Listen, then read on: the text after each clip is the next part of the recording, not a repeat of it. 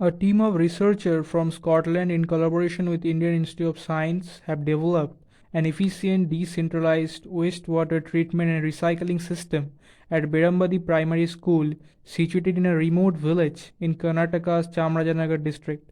The project was funded by the Scotland government in a collaboration with IISC, the Ashoka Trust for Research in Ecology and the Environment, Bengaluru, the James Hutton Institute, Scotland, and the University of Glasgow.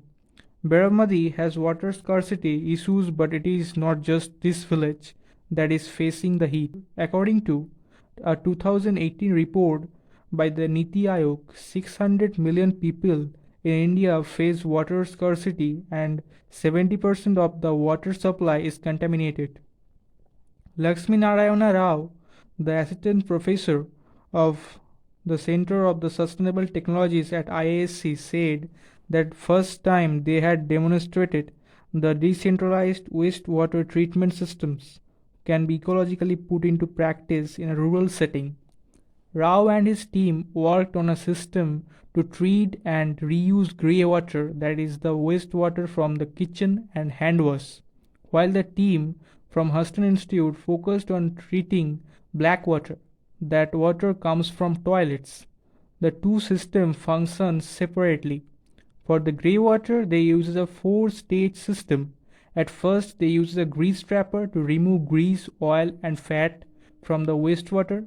At the second step, the grease-free water is passed through a trickling bed filter that is made by gravels of different sizes and an aerator where microorganisms help to remove pollutants from the water.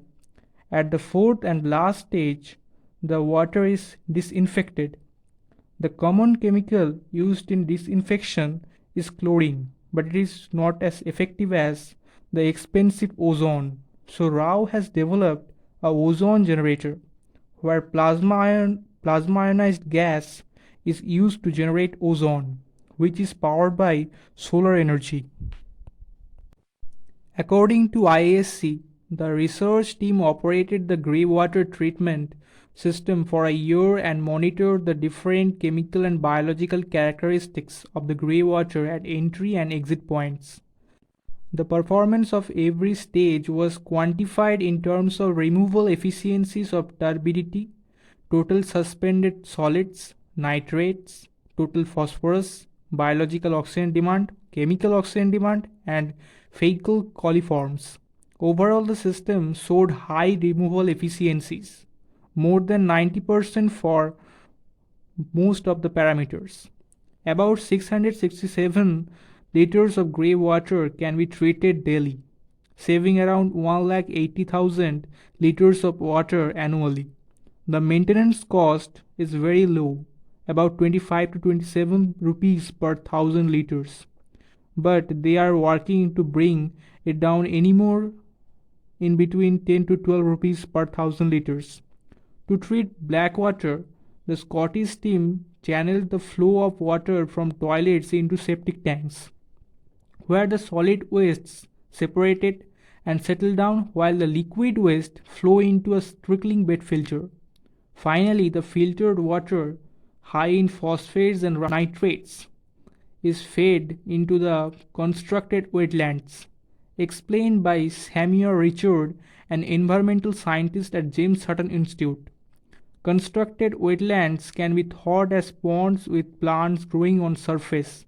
In this case, canna lily, a flowering plant that can absorb the excess nitrates and phosphorus from the wastewater. Then the treated water is released to sewage. Rao said that they are very keen to use this technology to other places such as apartments, complexes, hospitals, schools, and communities. According to project coordinator and senior research scientist at the James Hutton Institute, Rachel Halliwell, the Scottish government wanted to put more resources into international project under their Hydro Nation International program. The program aims to share Scottish expertise and experiences in the area of wastewater treatment with the wider world. The people of Berambadi village are very happy with the system Based on the success of this sustainable wastewater management project, several other schools approached us to duplicate it in their schools. Rao said, "Go green, go eco-friendly."